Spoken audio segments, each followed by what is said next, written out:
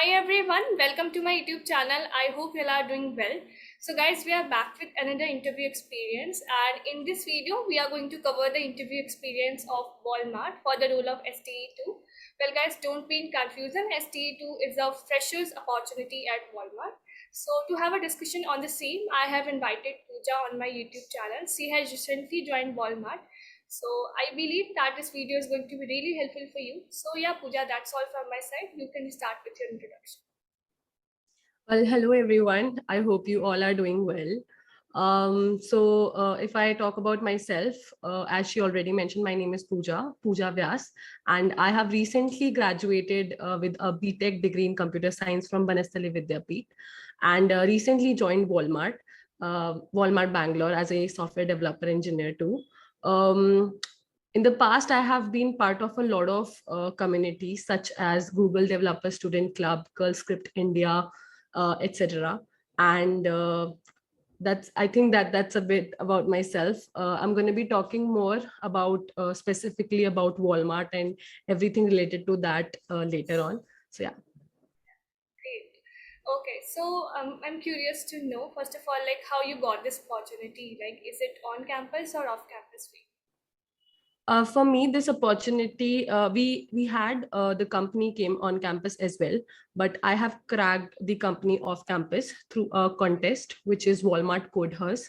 A lot of people already know about it, but if not, Walmart Codehers is basically a kind of a contest in which you are supposed to give certain rounds such as MCQ rounds, coding rounds, basic course coding rounds that almost every company gives. And once you clear them, they each and every time there are different profiles. So for this time they had a SDE profile. So once you clear the contest, then you get a chance to get of getting an interview from the Walmart company for that particular profile. The eligibility criteria for the same is firstly that it's for just girls, the females, and it is to be more specific, it is for third and fourth year BTech students who are in their pre-final or final year. And basically this rules applies for every degree. If you are going for a dual degree or if you are doing your master's degree, every pre-final year and final year students are eligible to give, girls are eligible to give this contest. So yeah. Yeah, really well explained. I believe those Thank you. whoever is watching this video, they'll get a proper idea regarding the opportunity.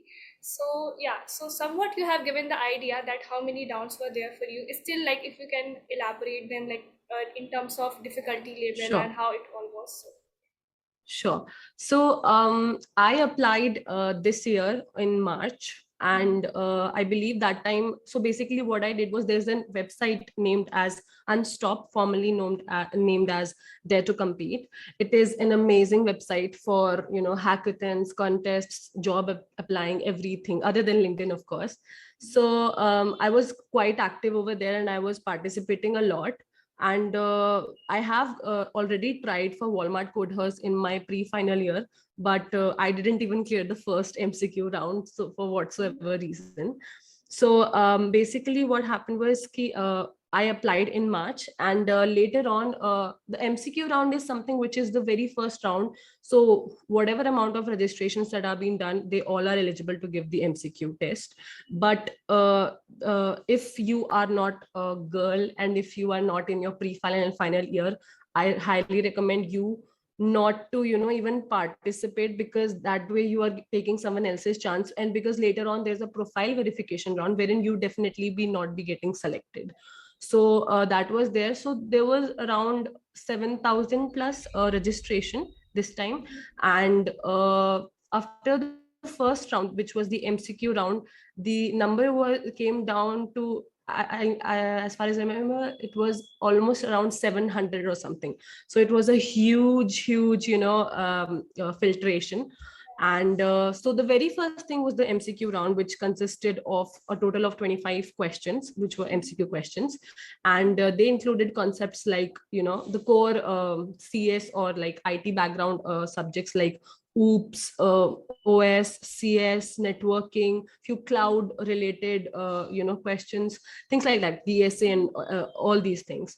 And the only, I mean, it was a pretty decent round. I wouldn't say it was that tough, but because we all, especially students who are from the IT background, we always are, familiar with all these subjects, and like Yeah. all these theoretical subjects where we have all these things on our tips mostly. If not, then you should prepare definitely.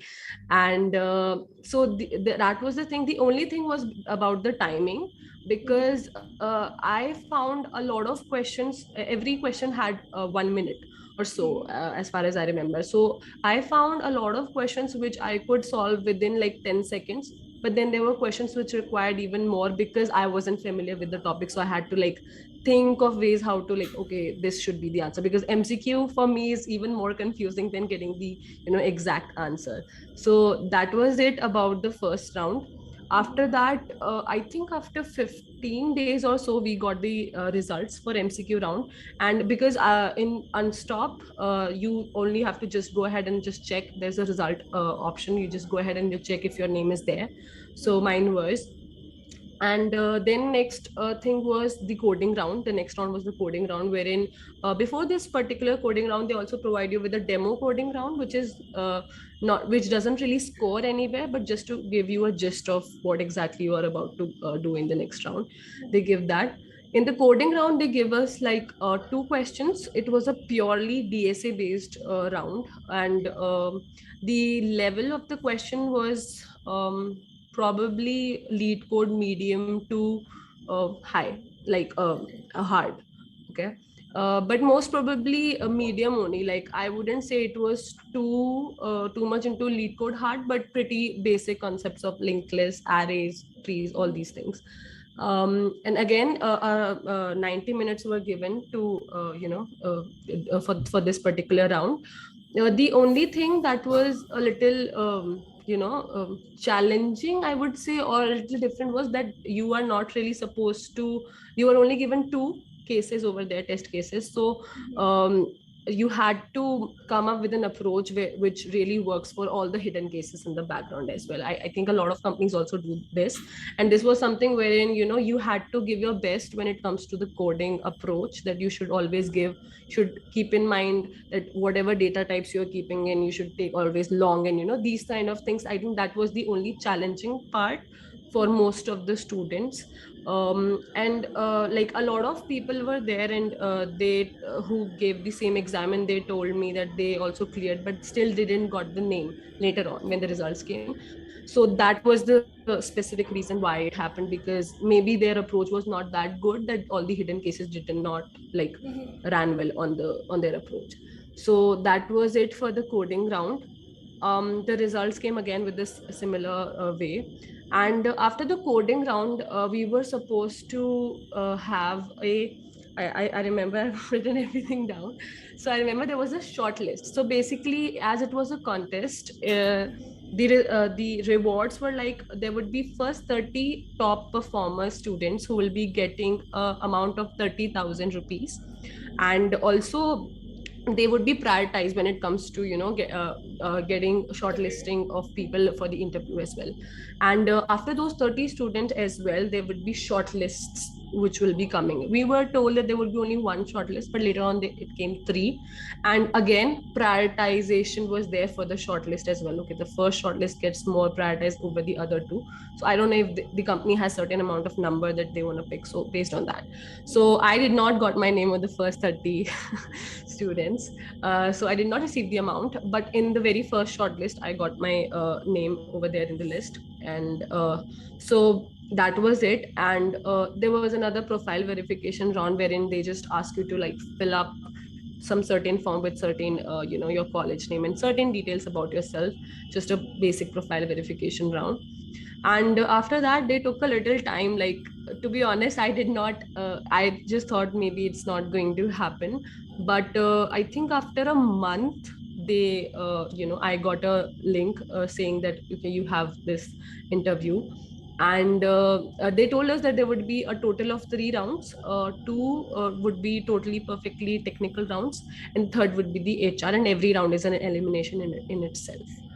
So yeah, that Okay. was it. Yeah, very, very well explained, I must say. And like you gave the complete idea like how the complete process was.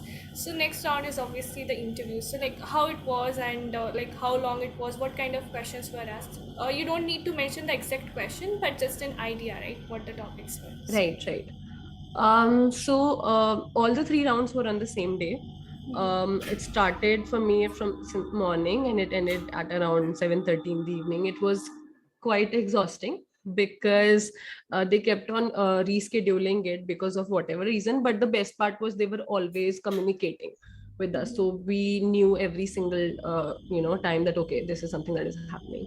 So the very first round was again the technical round, and the interviewer was very friendly, I must say. Like, I have been giving other companies and no offense to other companies, but I found Walmart and few other companies interviewers to be very friendly. They make sure that you are comfortable in your own zone, and so all of that was there.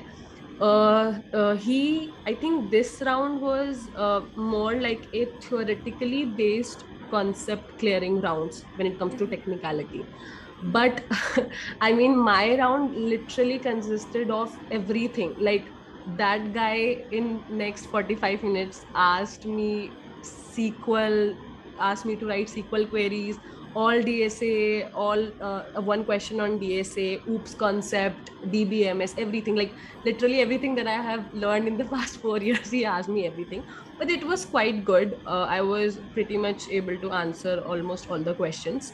The one thing that one should keep in mind in these rounds is the time management, because it is just 45 minutes, and if you are really able to answer a certain amount of questions which are really included in those 45 minutes, that is good. But if you are actually able to do more than then that gives a really good impression. So I would suggest you to go ahead and like work on that time management thing, that you answer simple, short, but accurate to them. I think that is something that is very important to Walmart in general.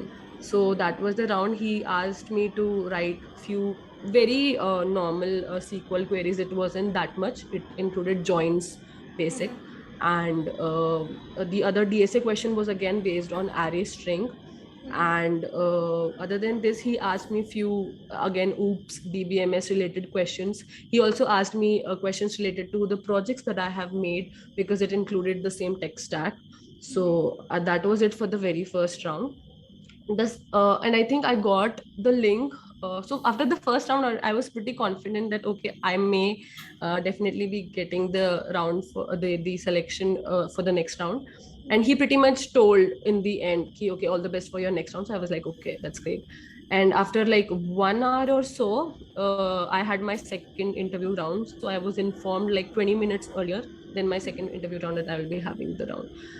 This round was totally DSA based, like no questions, no even introduction. It was taken by a female, and she simply just asked me how was your previous round, and and I just told her that okay, this is good, because they internally get the feedback, I believe. So I simply told her that okay, these were all the things that were asked and all of that. So I think that was the reason that she pretty much directly went into DSA and not again asking all the theoretical subject, because they were pretty much covered in the previous one. And in the second round, she asked me three questions. One of them was again, the first one was basic array questions. It included few permutations and combination logic. The second one was a linked list question, and the third one was based on tree. I think I coded two of them pretty confidently, and it was totally right. She asked me to try run it and all those things. The third one, which was the tree one, I think the time ran out, so I just explained her the logic of it, but not really coded it. So that was it. But to be honest, this round was a little overwhelming for me. I don't know, because it was because of the whole rescheduling and everything. Sometimes your day is not it. I don't know, you just sometimes feel that it is not working out for you. So in the end of that round, I pretty much knew that there's a high chance that I may not clear it. But I think there are few good interviewers who appreciate the logic more over the code. So I think that was the case for me in that particular round. So as I was saying, the after the second interview round, I was pretty much on a call with one of my friends, and I was just explaining her, actually crying in front of her, that okay, I did not got it, because a lot of time it has happened with me that I'm not really, good with the second interview round, second technical interview rounds. So that happened, and I had a call, and therein there was this amazing lady who was explaining me that okay, you got, the next round, you just have to go ahead in 2 minutes, like next 2 minutes for the HR round. And I was like, look at my face, I'm literally not ready, so can I please join in after 5 minutes? She was like, yes, yes, yes, that's no problem. And after 15 minutes, I got the call again, the meeting for the HR round. um the HR round was supposed to be for 30 minutes, I guess, but mine lasted for 1 hour 5 minutes. And it was pretty much similar to the first round. So the lady was pretty experienced in the whole, like usually HRs are not really, like they do not have a prior technical background mostly, but she was quite experienced. She has 8 years of experience in the same company. And she asked me again, started from, basic theoretical concepts, then asking a general DSA question, and then I think 90% of it was whole technical round, just like the ones previous ones, and 10% was a few questions related to specific HR round, as in like few leadership related questions, few project based questions, few team management kind of questions. And we pretty much focused more on my resume in this particular round. She asked me a lot about my projects, asked me in pure technicality in my project. So it was pretty good. So yeah, that was it. And after like 1.5 hours or something, I got a mail of like the selection, and it was good. Yeah, so I must say that all the efforts or exhaustive experience that you had on that day, that like that became successful after having a It look on did, that it really email. did. So again, congratulations for that. And I must Thank say you. again, you have explained the things really, really well. So Thank you. okay, so this was about the selection, but let's start about the preparation. So like, just mention some of the resources that like the people can follow, those who are watching this video, like the resources that you followed for your preparations. Yeah, all right. So I was pretty much people like 2 years back. I was lost. I also had the same doubts that, is there a pattern, is there something specific roadmap that I should follow? But there isn't. I mean, there are few resources which can really really help you out if you are consistent with them. But other than that, I think everything differently, it works out for different people. So if I talk about personally about myself, I would say that I started in my fourth semester. And I always had, like, in our college, there is like not that much of there doesn't come a lot of like communities like Google Developer Student Club, Microsoft Learn Student Ambassador, all these things. We weren't aware about it. So at the time of pandemic, we all went virtual, and I think that helped me a lot. I made sure that I took care of that time, building myself, growing ahead with specifically with my field, because later on the placements and the internships and everything was there. So the first thing that I did was I started with LinkedIn. I always had my LinkedIn profile, but it was never maintained. I never really, saw that as an important factor, but it is very important to have a good LinkedIn network, to be active on LinkedIn, just not for the, posts and reading and everything. For me, it was more like a competition, a more like a motivation. The more I post about things that, okay, I have done this, I have done that, the more for me it was like, okay, so now like people know this, and maybe other people, like, I think I shouldn't really be saying this, but I'm one of those people who is a little competent. Like, I love to do things, but at the same time I feel like, okay, if some, like, I love to represent myself a little unique. I think it is the best quality of an employee for any other company. And because I always have this, thing in my head that, okay, maybe now people know, they'll also do the same. A lot of people have this. So I took that positively, and I just thought that, okay, it's a good thing that, you're posting about it and other people are literally seeing, even if they do the same thing, it's a good thing. It will keep you doing more new things. So that's what I did. And I wouldn't say that because I definitely never really had anything with me. I wasn't really doing any internships. I wasn't really part of communities at that time. There wasn't really something that I could post about which was like, special in there. So I just focused on building a good network at the time.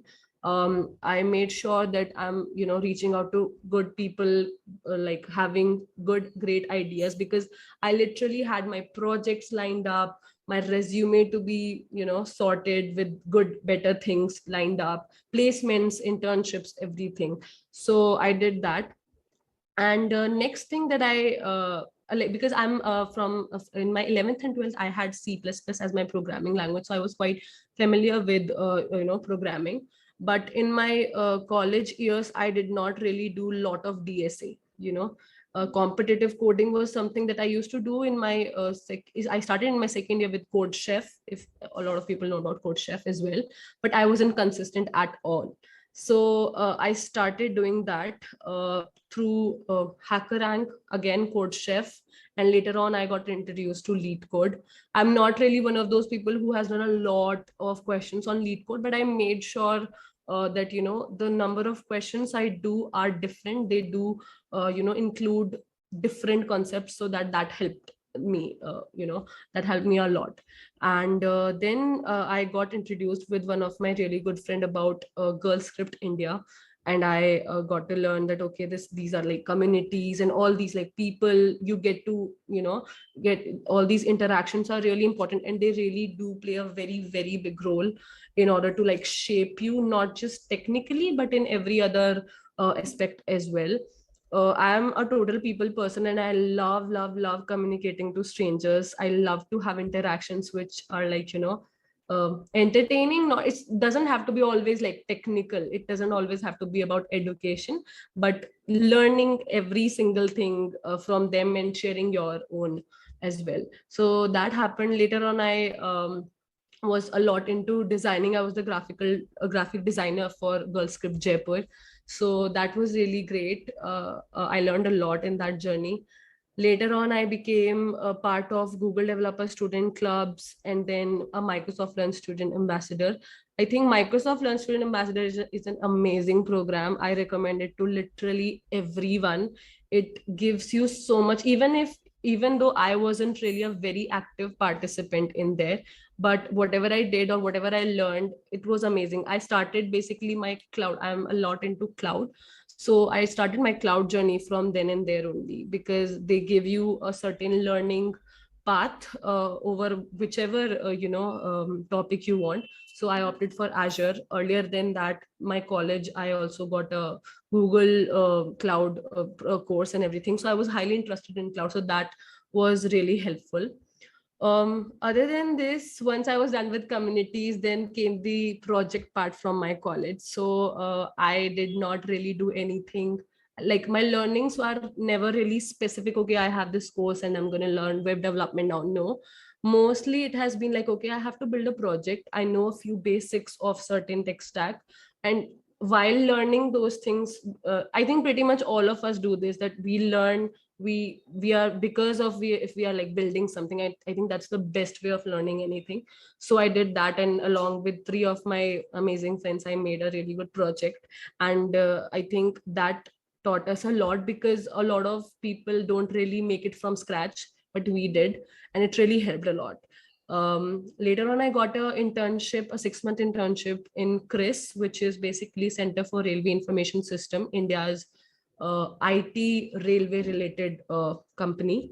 And therein I was a part of Rail Kaushal Vikas Yojana, which is basically a project under Prime Minister Narendra Modi, specifically for like railway related, as in we provide, it was basically a web application which provides people who are uneducated with certain learnings, and so it helps them in order to get job in railway sector only. So I worked on it, both front end, back end, everywhere, like literally. So it was a little exhausting because at that particular time we had our placements in college as well.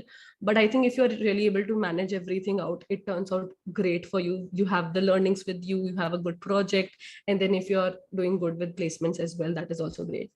But with me, that was not the case with placement specifically, because I mean, I would definitely say that I also did not prepared well.